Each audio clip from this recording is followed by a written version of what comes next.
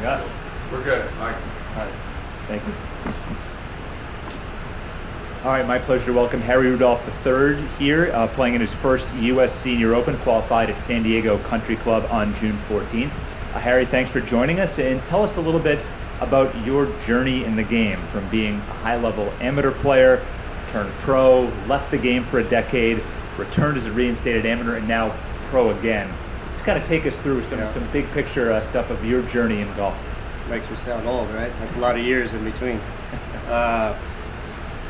It's a long journey. I mean, growing up, playing junior golf with a lot of guys that are here this week. You know, some of the guys I haven't seen in, quite honestly, 25 plus years. Got a practice round in with Mike Weir yesterday, played with Jim Furyk today. You know, these are guys that I grew up with, played college golf with. Jim was my teammate. You know, stumbling upon guys on the driving range that we haven't seen. So playing in junior golf back then and coming up through college, you know, I had my ups and downs through college as well, but at the end, Jim and I won a national championship at University of Arizona, and that propelled both of us into professional golf career. We both played Nike Tour together, and then one Q school.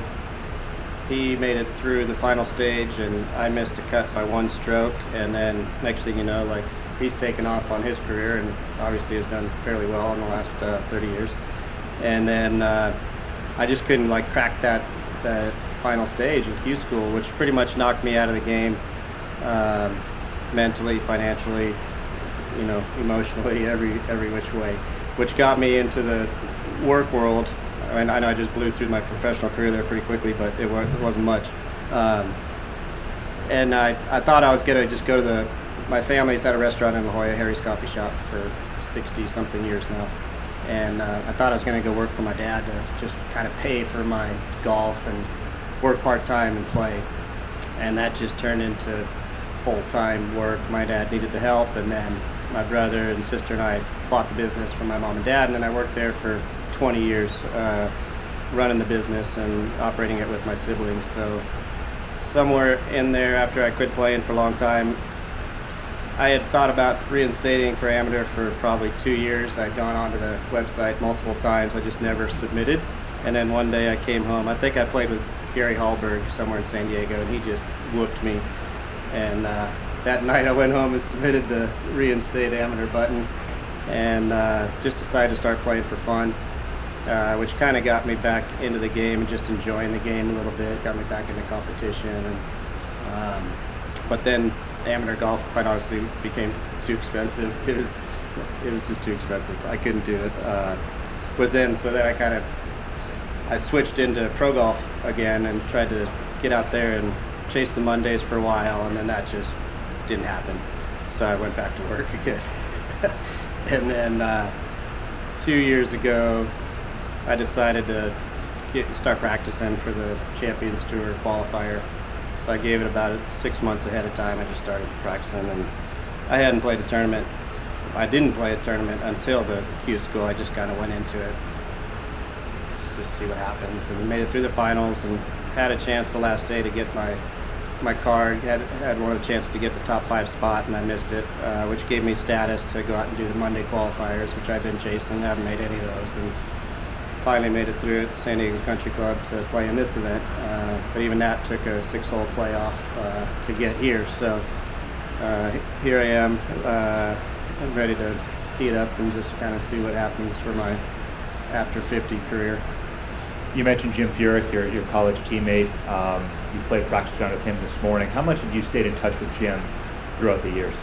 We haven't stayed in touch that much, to be honest, but it's like we don't even miss a beat when we see each other. It's just like we're right back where we were. We've always been very good friends and friendly, but it's just life, you know. He's on the road and has his family. He's on the other side of the country. Once in a while, we'd see each other at a University of Arizona alumni event, but other than that, we haven't kept in.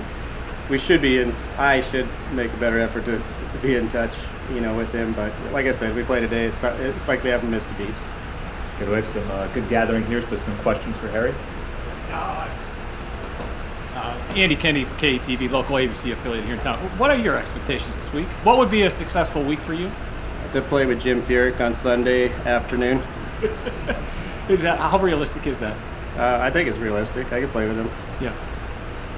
I mean, because you've waited so long, do you have to block all that out just because you're on one of golf's biggest stages this week?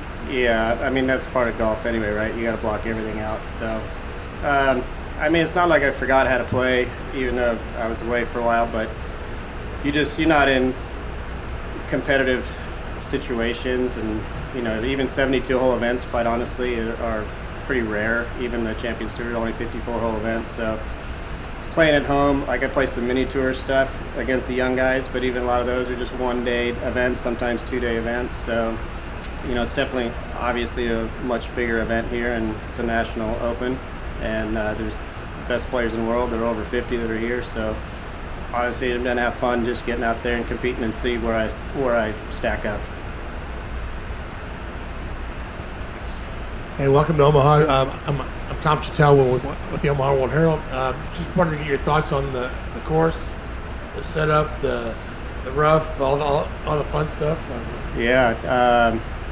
So just to confirm, it is a Perry Maxwell golf course, right? So I didn't know that playing right off the bat, but I went around the first time, and I love the golf course. I like the way it looks and sets up, and I personally like all the hills and the undulations and the ups and downs. I think that part is great. And then I found out it was a Perry Maxwell. I won my first college golf tournament at a Perry Maxwell course in Oklahoma called Dornick Hills. So I'm fond of Perry Maxwell golf courses. So when I found that out, I was like, oh man, no wonder I like this place. But the rough is tough. I mean, I hit a full 9-iron like 40 yards yesterday out of the rough. Today I was able to get it out of the rough a little bit better. I was in it more often, so I got more practice. But fairways are going to be key. Greens obviously are pretty slopey and they're pretty fast, so you're going to have to be, you know, I'm going to say I'm going to play to the right side of the slope a lot of the time. Even if I'm short, I'm going to try to be hitting up the slope because the chipping is pretty tough around the greens. And there's some long holes, you know, so I hit the ball pretty far, so I'm not concerned about the length. I just need to find the fairways. How is Jim's game? He'll be one of the favorites, obviously, here. Is he playing well? Yeah, Jim's playing great. I mean, he's a fairway finder and shot maker, and he's just so consistent. He's amazing, and his short game's great. He putts it good. I mean, he's definitely a favorite going into this week. So just watching him get it around, trying to pick his brain, kind of picking his brain on some of the little short shots around the greens is, you know, kind of fun to just see how he does it and where he learned some of those shots, and, you know, passing along some of the information. Just going back to your journey through a couple of the stages here. First of all, when you were a junior, you were going head-to-head with Mickelson, and you were winning just like he was at that time. What was that like? And obviously you did well in some USJ events at that time also. What was your mindset at that point in your life?